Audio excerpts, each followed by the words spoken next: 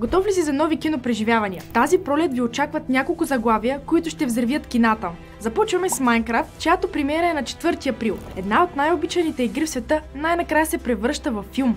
Главната роля е поверена на Джейсън Мола, а мистериозният сюжет все още е пазен в тайна. Но едно е сигурно.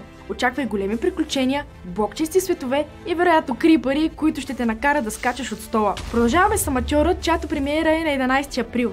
Рами Малек влиза в ролята на Чарли Хелър, брилянтен, но затворен в себе си криптограф на ЦРУ, чийто сеят се срива, когато съпругата му я опита при терористичен акт в Лондон. Когато началниците му отказват да действат, Чарли поема нещата в свои ръце, използвайки интелекта си като най-силното оръжие в търсене на възмездие. Филмът обещава напрежение и неочаквани обрати, които ще държат зрителите в напрежение. Следва Грешници, който излиза на 18 април. Този трилър обещава да ни държи на ръба на седалките. Тайни, лъжи и напрежение. Ако обичаш филми, които разплитат сложни истории, това ще бъде твой избор за април. На 2 май идват Thunderbolts. Марвел събира някои от най-опасните и нестандартни герои в един отбор.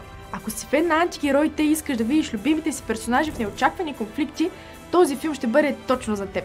Кой от тези филми чакаше най-много? Пиши в коментарите и отбележи приятел с когото ще ги гледаш. Очакваме ви в Синаленд.